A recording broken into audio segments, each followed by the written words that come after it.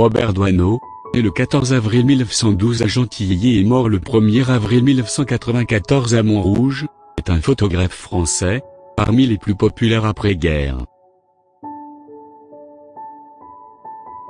Parmi ses œuvres, cette photo prise en 1956 à Paris, sous le titre « Bolide à Paris ». La première lecture de l'image invite à comparer l'énorme taille du véhicule de l'adulte à droite à la taille réduite de l'automobile à pédales de l'enfant à gauche.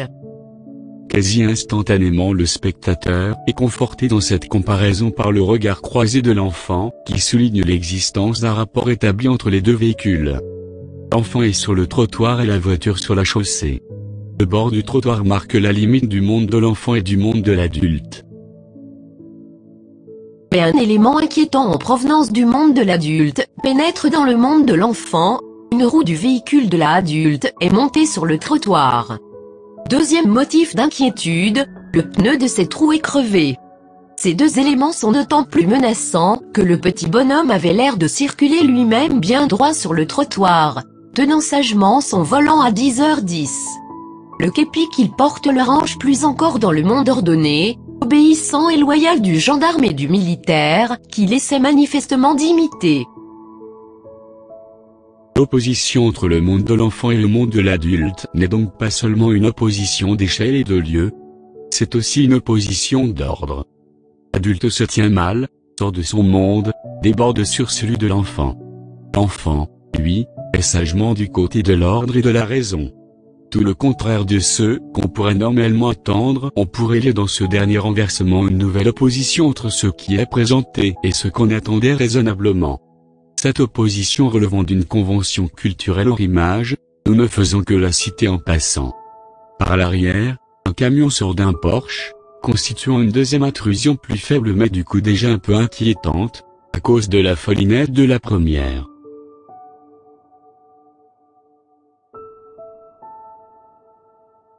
Une petite construction géométrique permet de s'en faire une idée.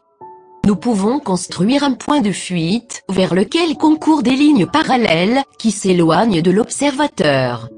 Par définition, le point de fuite porte la ligne d'horizon, ligne à la hauteur de laquelle l'observateur a les yeux.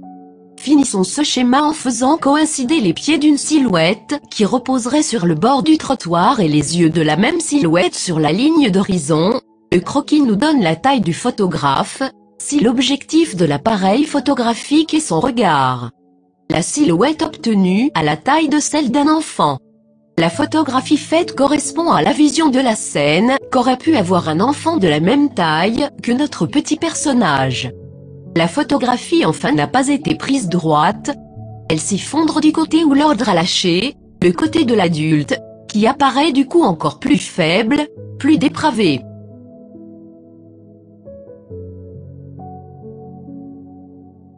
La photographie de Doisneau évoque le moment particulier où se révèle à cet enfant bien élevé et obéissant, qui aspire à ressembler à l'adulte, tant il admire l'autorité et le sens de l'ordre, que le monde de l'adulte peut être celui de l'accident, du désordre et du pneu crevé.